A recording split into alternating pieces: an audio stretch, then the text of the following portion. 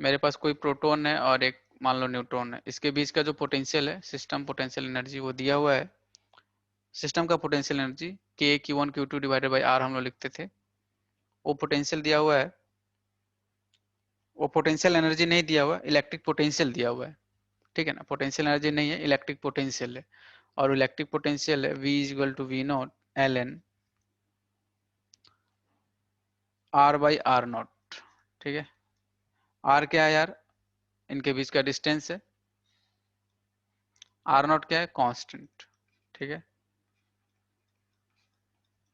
Electric potential दिया हुआ है, ठीक है। इलेक्ट्रिक पोटेंशियल दिया हुआ है, ऐसे फंक्शन दिया हुआ है, ठीक है, प्रोटॉन और न्यूट्रॉन के बीच में। तुम्हें क्या बताना है, बोर मॉडल यहाँ पे एप्लीकेबल है, इस पे बोर मॉडल काम कर रहा है। तुम्हें बताना है variation of Bohr radius with principal quantum number.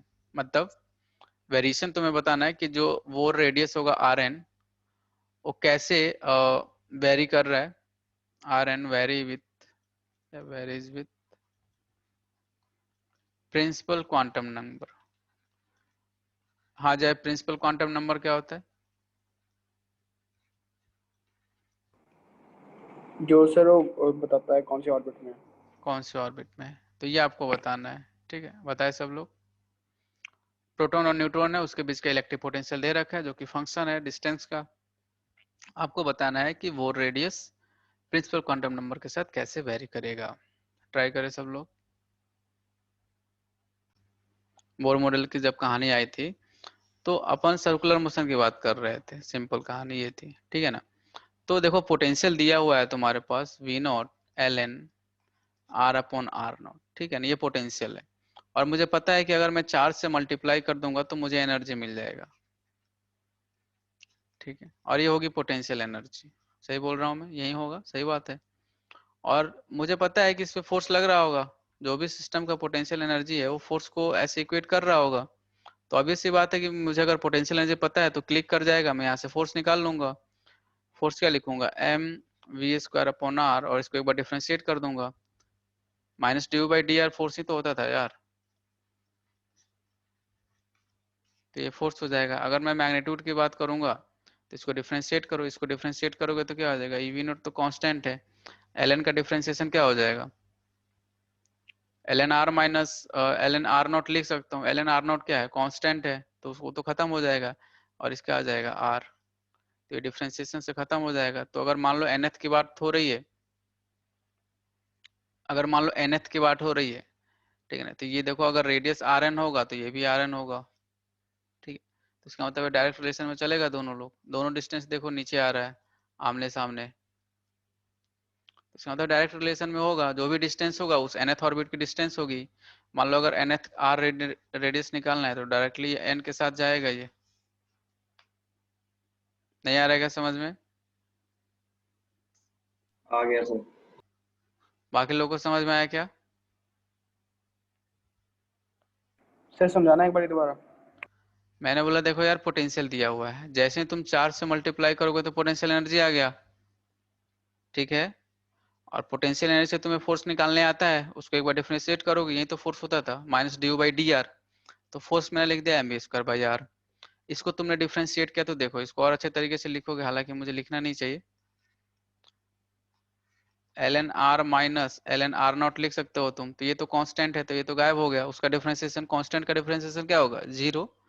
ln r है तो ln r यानी ln x का डिफरेंशिएशन क्या होता है, 1/x, तो ये 1/r आ गया। अब देखो ये r और ये r दोनों सेम है, कैसे सेम है सुनो। ये r क्या होता था, nth ऑर्बिट का रेडियस होता था, तो ये भी r क्या हो जाएगा, डिस्टेंस कितना, किस ऑर्बिट का आएगा, जहाँ प्रोटॉन और जहाँ लेट से मान लो कि जिस ऑर्बिट का डिस्टेंस होगा उस ऑर्बिट का r आएगा, वो n आएगा वो। तो डिस्टेंस किसके साथ वेरी करेगा, प्रिंसिपल क्वांटम के साथ, डायरेक्ट रिलेशन में। आया क्या समझ में? ठीक है सर, समझ आ गया। हाँ गुरनूर, आया समझ में? आ रहा है। चलो फिर भी थोड़ा सा एक ब्रीफ आइडिया देता हूँ। देखो क्वेश्चन आएगा रेडियो एक्टिविटी से, इधर से क्वेश्चन बहुत कम आता है, फिर भी एक ब्रीफ आइडिया आप ले।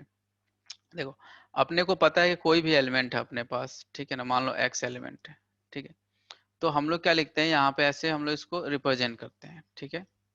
ये जेड क्या होता है यार, एटॉमिक नंबर होता है, ए क्या होता है, मास नंबर होता है, ठीक है, ए क्या होता है, मास नंबर होता है, बट ये सब लोग को पता है, मुझे नहीं बताना चाहिए, फिर भी आपको एक आइडिया देता हूँ। जेड क्या होता है यार, एटॉमिक नंबर होता है, ठीक है,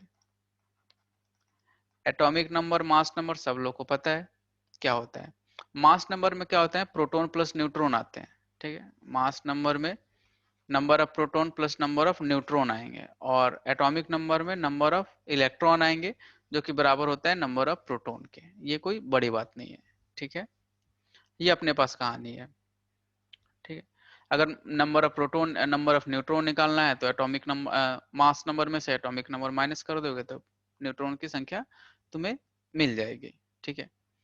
हमारे पास जो एक और कॉन्सेप्ट आता था, वो आता था कि सर रेडियस जो भी होता है, हमारे पास एक रेडियस आता है आर नॉट ए इंटू 1⁻3, ठीक है, ये एक्सप्रेशन अपने को ध्यान रखना पड़ेगा, ठीक है।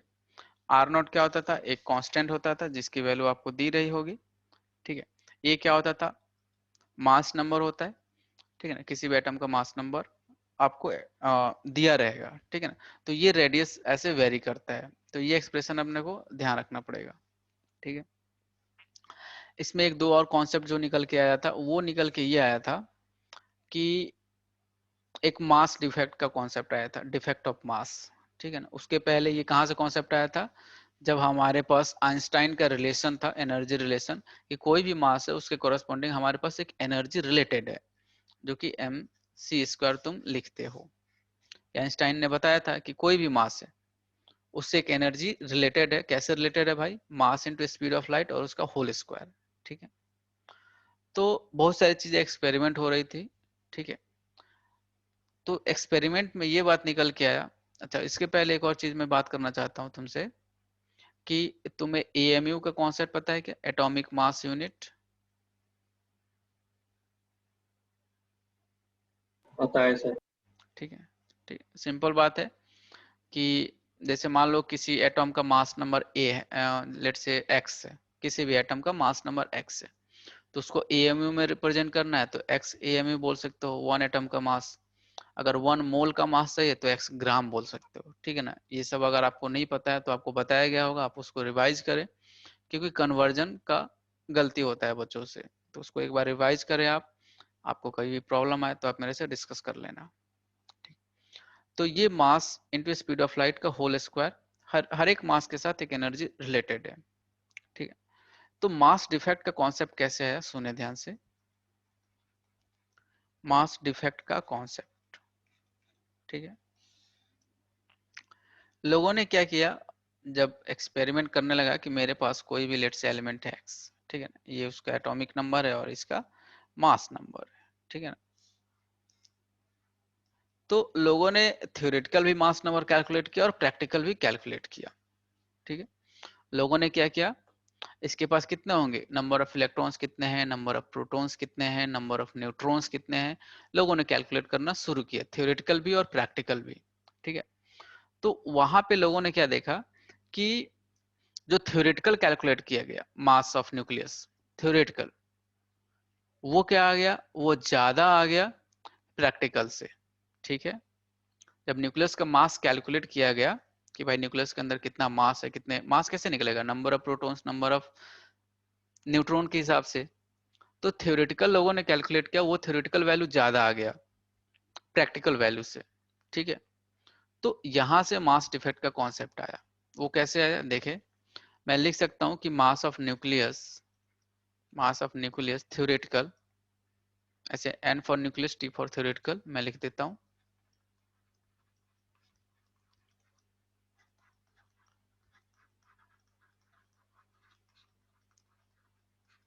ठीक है।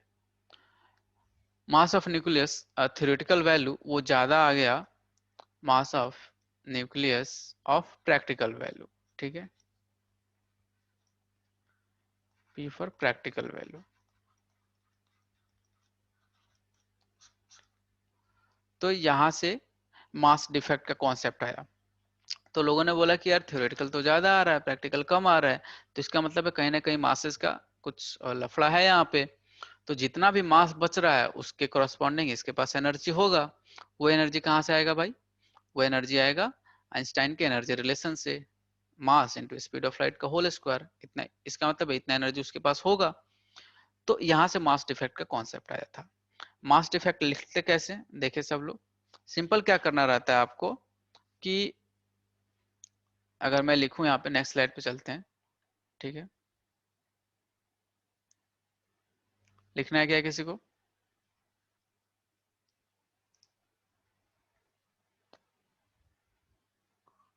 हो गया सर।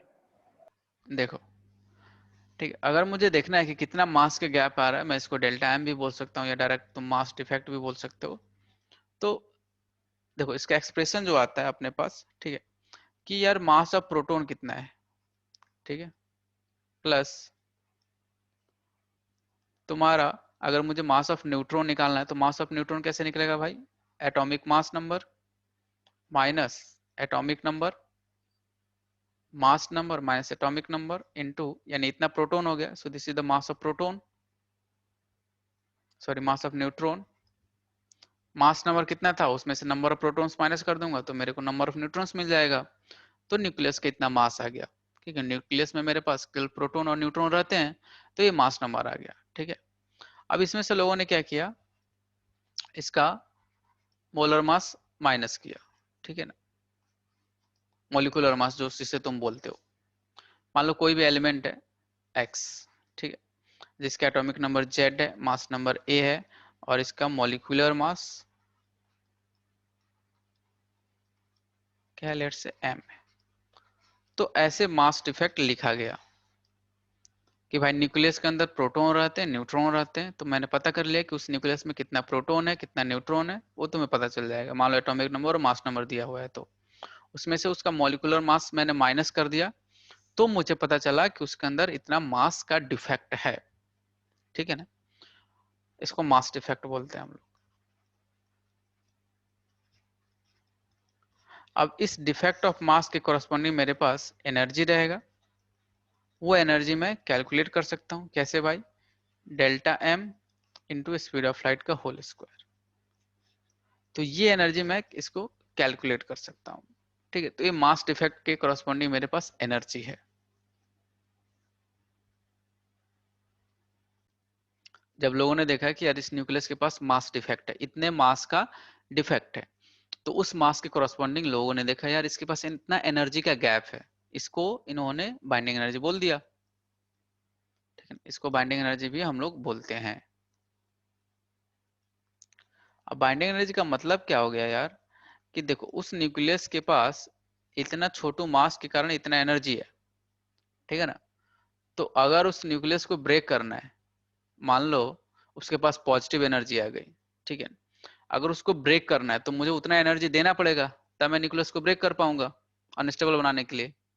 अगर मान लो कि बाइंडिंग एनर्जी मेरा नेगेटिव आ गया -10 जूल, तो इसका मतलब है 10 जूल एनर्जी तुम्हें देना पड़ेगा ताकि वो सिस्टम स्टेबल हो जाए। समझ में आ रहा है क्या बाइंडिंग एनर्जी का कॉन्सेप्ट? सर ये भी तो सकता है न्यूक्लियस मूव कर रहा हो उतनी काइनेटिक एनर्जी से। नहीं, अभी मूवमेंट की हम लोग बात नहीं कर रहे हैं, ठीक है ना। हम लोग मेनली पोटेंशियल एनर्जी के कॉन्सेप्ट में बात कर रहे हैं, ठीक है। पोटेंशियल एनर्जी की बात कर रहे हैं, काइनेटिक एनर्जी की अभी हम लोग बात नहीं कर रहे हैं, मेनली पोटेंशियल एनर्जी की बात कर रहे हैं, ठीक है। जी सर। पोटेंशियल एनर्जी की, ठीक है। और काइनेटिक एनर्जी की बात करेगा तो अपने पास है रिलेशन है, kinetic energy is equal to potential energy by 2 is equal to total energy. Negative positive तुम्हें पता है कौन क्या होता है, ठीक है। तो वहां से मैं बात कर सकता हूँ टोटल एनर्जी या काइनेटिक एनर्जी की। फिलहाल जो भी एनर्जी है ये सिस्टम को स्टेबल या अनस्टेबल करने के लिए जो अमाउंट ऑफ एनर्जी नीड होती है that is called binding energy, ठीक है। अगर आपको डिफिनेशन लिखना है, you can write the definition, amount of energy you will need, amount of energy needed to make a system stable और unstable, that is called binding energy. ये binding energy होती है, ठीक है। एक ग्राफ बना हुआ है वो तुम देख सकते हो कि बाइंडिंग एनर्जी पर न्यूक्लियंस, ठीक है। हालांकि वो अपने काम का ग्राफ नहीं है, ठीक। इसमें एक और छोटा जो कॉन्सेप्ट आया न्यूक्लियस को लेके कॉन्सेप्ट आया था, ठीक है ना, कि भाई न्यूक्लियस कैसे ये लोग स्टेबल होता है, ठीक है। ये छोटा सा एक कॉन्सेप्ट आया था, देखिए लिख ले गया यहाँ तक।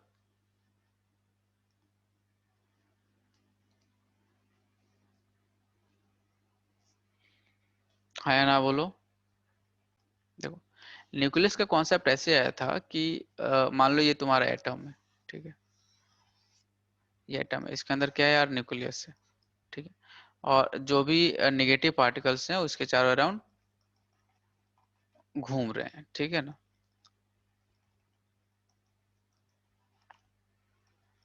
ये इलेक्ट्रॉन इसके अराउंड घूम रहे हैं, ठीक है ना। तो लोगों ने देखा कि मान लो तुम्हारे पास कोई भी मॉलिक्यूल है या लाइक पूरा मटेरियल है, तो इसके अंदर बहुत सारे न्यूक्लियस होंगे, ठीक है। तो लोगों ने पता किया यार ये न्यूक्लियस स्टेबल कैसे हैं, ठीक है ना। क्योंकि अपने को पता है कि न्यूक्लियस पे क्या है, पॉजिटिव चार्ज है, क्योंकि सारा प्रोटॉन और न्यूट्रॉन न्यूक्लियस के अंदर ही रहता है। दूसरा न्यूक्लियस भी ऐसा ही है। तो अपने को तो ये कॉन्सेप्ट पता था कि यार पॉजिटिव चार्जेस या सेम चार्जर रिपेल करेंगे तो न्यूक्लियस दूर दूर होना चाहिए यार। तो इसका मतलब है कोई भी मेटल या मेटेरियल यहाँ पे रखोगे, अपने आप इलेक्ट्रॉन्स निकल के भाग जाना चाहिए, क्योंकि फोर्स ऑफ रिपल्सन ज्यादा है, डिस्टेंस वैसे भी कम है कूलम्ब्स लॉ के अकॉर्डिंग। फोर्स क्या था, इनवर्सली प्रोपोर्शनल टू डिस्टेंस का होल स्क्वायर। तो डिस्टेंस जितना कम फोर्स और उतना ज्यादा, तो रिपल्सिव फोर्स ज्यादा हो जाएगा, तो भाग जाना चाहिए यार इलेक्ट्रॉन्स या जो भी पार्टिकल से निकल के। बट ऐसा कॉन्सेप्ट नहीं था, ठीक है ना। लोगों ने देखा कि न्यूक्लियस की जो कंट्रोलिंग हो रही है, ठीक है ना, दो न्यूक्लियस के बीच में, मान लो यहाँ पे न्यूक्लियस है और एक न्यूक्लियस यहाँ पे है, तो इन दोनों के बीच में एक डिफरेंट टाइप का फोर्स गवर्न कर रहा है, ठीक है ना। क्योंकि कूलम्ब्स लॉ यहाँ पे एक्सप्लेन करना फेल कर गया कि कूलम्ब्स लॉ के अकॉर्डिंग तो फिर इलेक्ट्रॉन्स निकल के भाग जाएंगे, तो वो फेल कर गया था यहाँ पे। तो लोगों ने नया कॉन्सेप्ट जो लाया पूरे मॉडर्न फिजिक्स में, वो न्यूक्लियस को कंट्रोल करने के लिए एक फोर्स लाया, न्यूक्लियर फोर्स, ठीक है।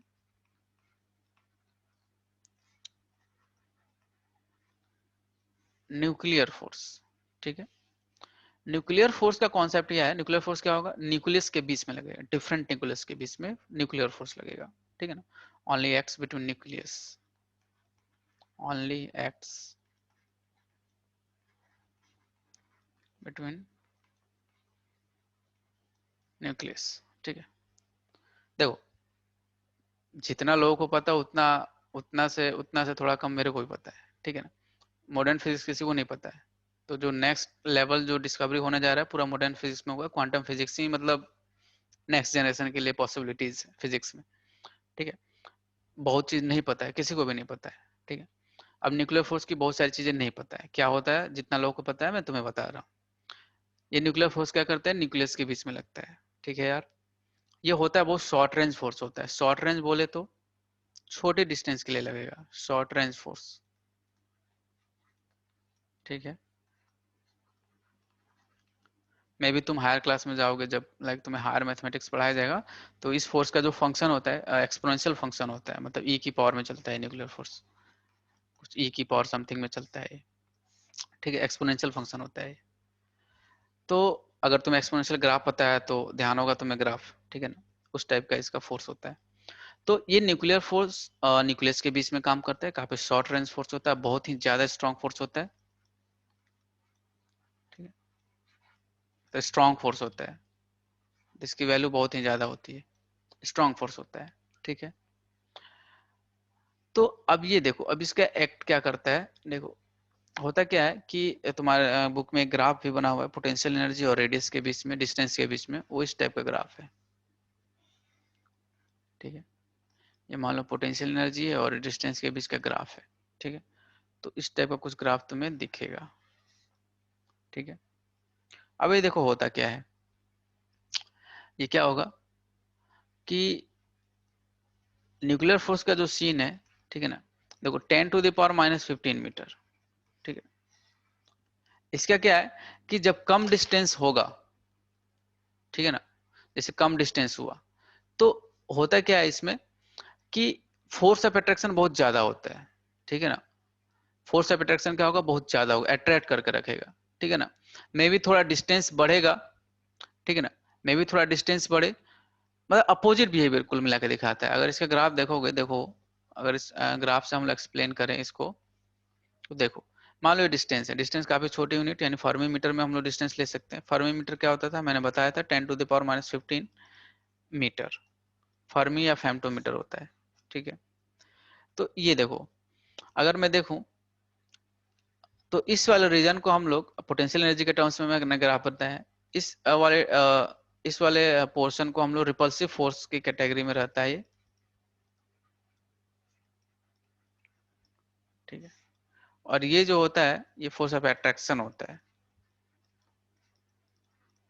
ठीक है। तो देखो होता क्या है कि बहुत ज्यादा कम डिस्टेंस होगा, मतलब थोड़ा डिफरेंट टाइप का फोर्स है ये। बहुत ज्यादा कम डिस्टेंस हो जाता है तो फिर रिपेल करेगा ये, रिपेल करेगा बहुत ज्यादा, मतलब कम नहीं बोल रहा मैं, बहुत ज्यादा कम हो गया डिस्टेंस तो रिपेल करेगा। लेकिन थोड़ा सा भी डिस्टेंस अगर थोड़ा बड़ा हुआ, रेंज होता है इसका, थोड़ा सा डिस्टेंस ज्यादा हुआ तो फिर ये अट्रैक्ट करने लगेगा, न्यूक्लियस को बांध के रखेगा, होल्ड करके रखता है, ठीक है। तो इस टाइप का ग्राफ तुम्हें ध्यान रखना पड़ेगा, पोटेंशियल एनर्जी और रेडियस के बीच का। रेडियस यानी distance, this is not radius, distance, ठीक है। सो न्यूक्लियर फोर्स क्या होता है, न्यूक्लियस के बीच में लगता है, काफी शॉर्ट रेंज फोर्स होता है, बहुत ही ज्यादा स्ट्रांग होता है।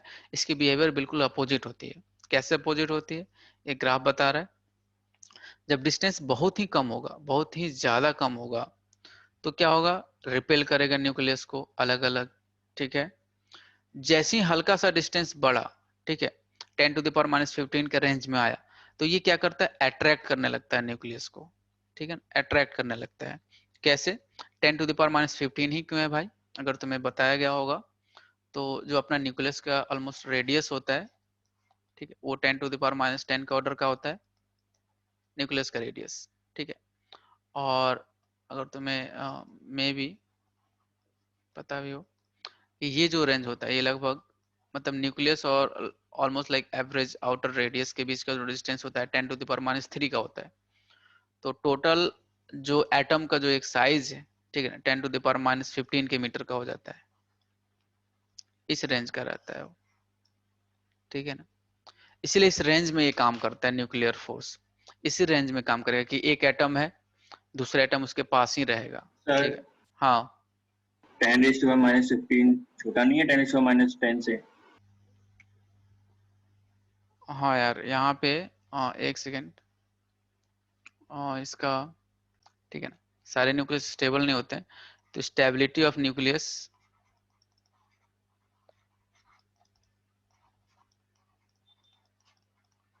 ठीक है ना, स्टेबिलिटी और एटॉमिक नंबर के बीच में एक ग्राफ बनाया गया, तो एक सर्टेन बैंडविड्थ देखा गया, ठीक है ना, एक सर्टेन कि इसके निकलो, मतलब तो इस टाइप का ग्राफ होता है। सारे न्यूक्लियस स्टेबल नहीं होते, ठीक है ना, सारे न्यूक्लियस स्टेबल नहीं होते, तो एक सर्टेन रेंज में न्यूक्लियस स्टेबल हो पाते हैं, ठीक है ना। उनका इस ग्राफ लोगों ने बना के दिखाया कि यार ये एक सर्टेन रेंज आ रहा है, ठीक है ना, एक बैंडविड्थ आ रहा है, इसके अंदर जो भी न्यूक्लियस होंगे वो सारे स्टेबल न्यूक्लियस होंगे, ठीक। ज्यादा कुछ नहीं जानना इसके बारे में, बस एक ग्राफ ध्यान रखना, अगर कहीं दिखे तो इस टाइप का जो भी ग्राफ हो वही ऑप्शन होगा, ठीक है। सर जो रेडियो एक्टिव होते हैं उसके बाहर होते हैं?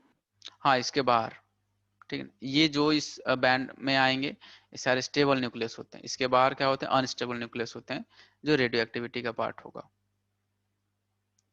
ठीक है। तो ये ग्राफ थोड़ा सा ध्यान रखना है क्या चल रहा है यहाँ पे, ठीक है।